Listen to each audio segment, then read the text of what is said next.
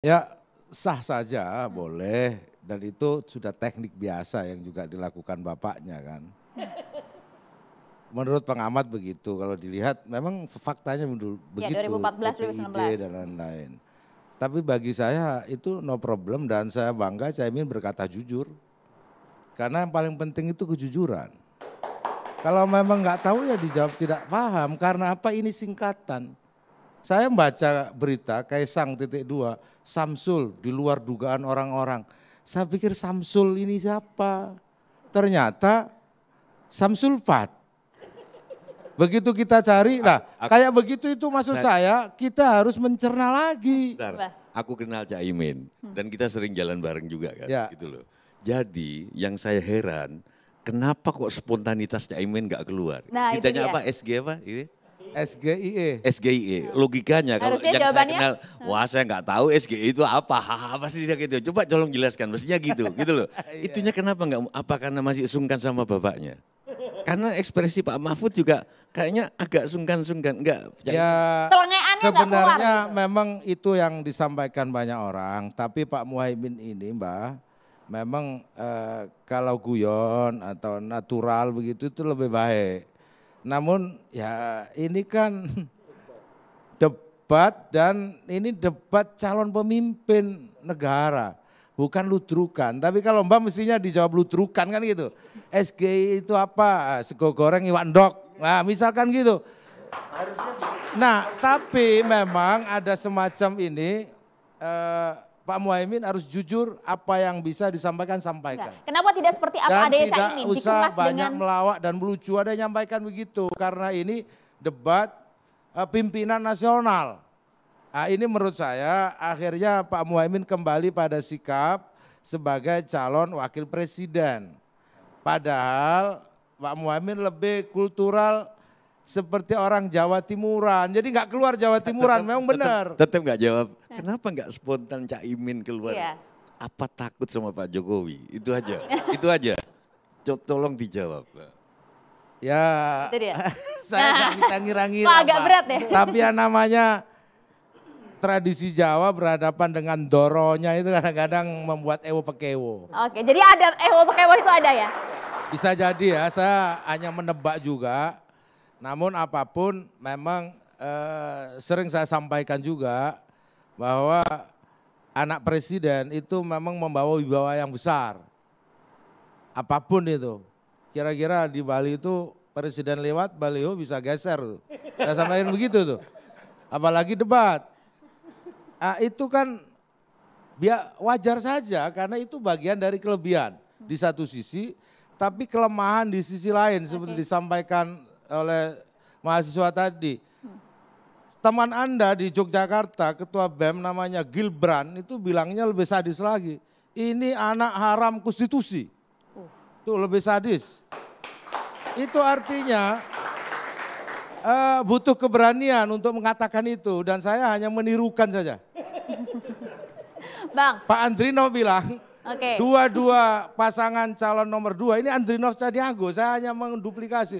Ini dua-duanya adalah calon karbitan. Satu karbitan Orde Baru, yang ini karbitan hari ini. Dua-duanya karbitan. Dan itu saya hanya berani mereferensi. Karena saya takut juga, Pak. Nah, untuk mengatakan ini pikiran saya. Kenapa harus takut sih, kan demokrasi, demokratis lah kita. Ya kata tadi itu ya konstitusi mengatakan Tolong cerahkan, Mbak, tolong rasa cerahkan, Mbak. keadilan. Gini loh. Ya coba. Mau apapun bedaku sama Rocky Gerung itu hidupnya di atas kertas. Aku di atas bumi. Setelah aku baca demokrasi, ternyata demokrasi itu adalah siapa boleh apa, si anu boleh anu, asal sesuai dengan apa yang sudah dianu. Itulah demokrasi. Bang Jazilul, singkat. Kalau tadi Mas Ciko sampaikan nilai untuk Mas Gibran kemarin yang dinilai banyak orang perform gitu ya, cukup 5. Kalau menurut Anda berapa nilainya? Pak Gibran, lebih dari 100. Wah. Bang Habibur Rahman. Ya mungkin karena Gus Jazilul pakai kemeja biru muda tuh seragam paslon 2. Tanda-tanda apa ini Bang? Iya, jadi gini, nggak ada masalah ya. Demokrasi itu kan memberikan ruang untuk melakukan penilaian ya. Kami juga walaupun kompetitor kami tetap kami dengar ya penilaian-penilaian tersebut dan menjadi bahan bagi kami untuk melakukan introspeksi. Jadi enggak ada baper dan lain sebagainya, apalagi dari teman-teman akademisi ya, teman-teman yang di posisi seharusnya netral, tidak berpolitik, tidak terlibat dengan semua paslon. Walaupun ya di dunia ini kan enggak ada orang yang berdiri di ruang hampa. Orang punya sikap masing-masing, punya latar belakang masing-masing. Kita tahulah, misalnya ada ini soal kesepakatan saja, ya.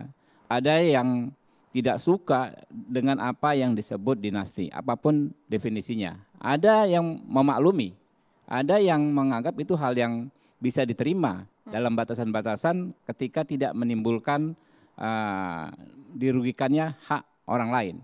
Ini kan debatnya, dialognya terus berlangsung. Makanya masukan teman-teman tetap kami terima dan kami percaya diri mengatakan kami mengambil keputusan. Misalnya Pak Prabowo dengan mengajukan Pak Gibran sebagai calon wakil presiden, ya kami tahu ada risiko macam-macam. Tapi di sisi lain kami juga tidak menutup mata besarnya masyarakat yang mendukung pilihan kami. Ya, putusan tersebut diputus, ya ribuan orang yang melakukan sujud syukur di depan Mahkamah Konstitusi, ya puluhan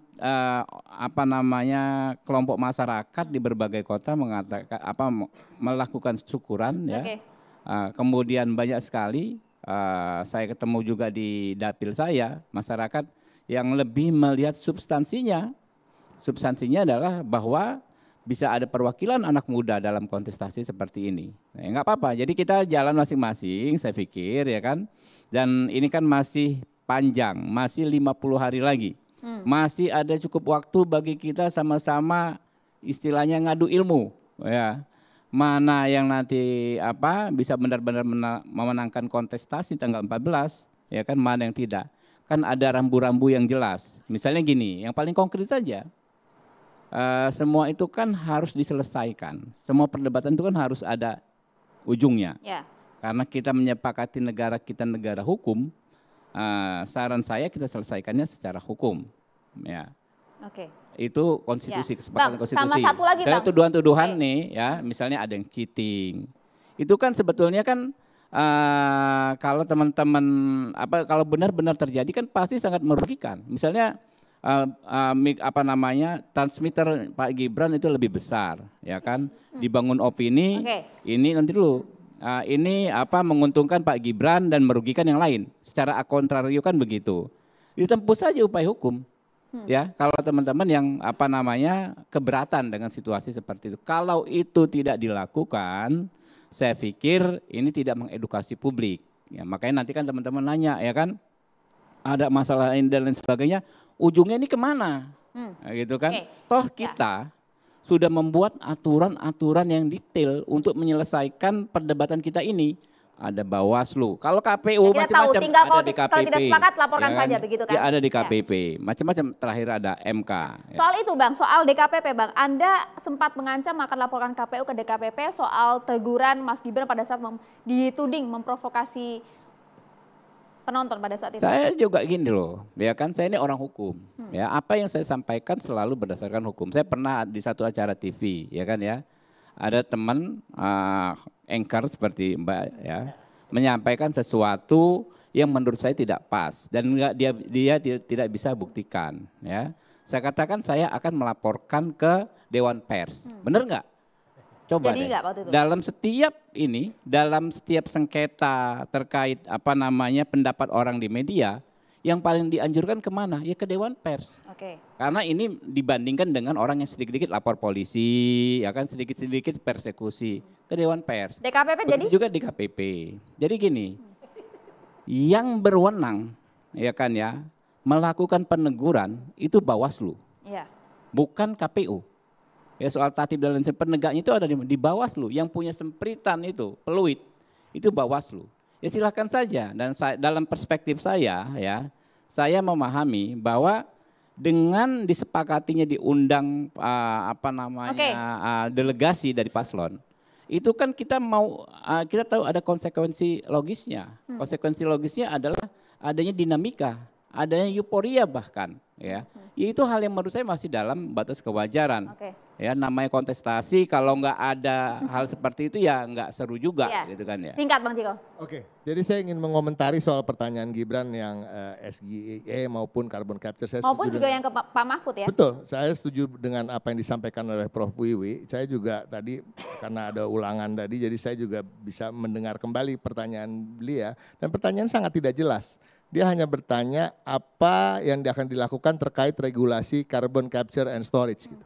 Nah ini juga sebenarnya apakah Gibran tahu apa enggak, sebenarnya sudah ada regulasi Permen nomor 2 di SDM tentang karbon 2022 tentang carbon capture and storage gitu. Jadi artinya pertanyaan itu belum selesai tadi yang disampaikan oleh Prof. Wiwi. Nah, harusnya dia lanjutkan ya kan terkait dengan investasi di ekonomi hijau, investasi di food estate misalnya. Ya kan, food estate yang merusak lingkungan misalnya, ya kan, carbon capture storage and storage-nya hukumnya di mana gitu misalnya. Nah ini kita bicara ekonomi hijau, enggak, ini kan bicara soal ekonomi hijau. Tadi kaitannya dengan ekonomi hijau, food estate itu terkait dengan ekonomi hijau. Ini harus jelas. Nah jadi tidak selesai pertanyaan itu, sesungguhnya dia hanya ingin menguji apakah Pak Mahfud tahu soal carbon capture and storage, apakah Gus Imin tahu soal sengaja menguji berarti. Jadi memang cerdas cermat. Nah tapi ini dikatakan tadi, ini kan strategi, ini sah-sah aja, tidak dilarang. Ya nggak dilarang, tapi jangan merendahkan jabatan dia sebagai calon wakil presiden, merendahkan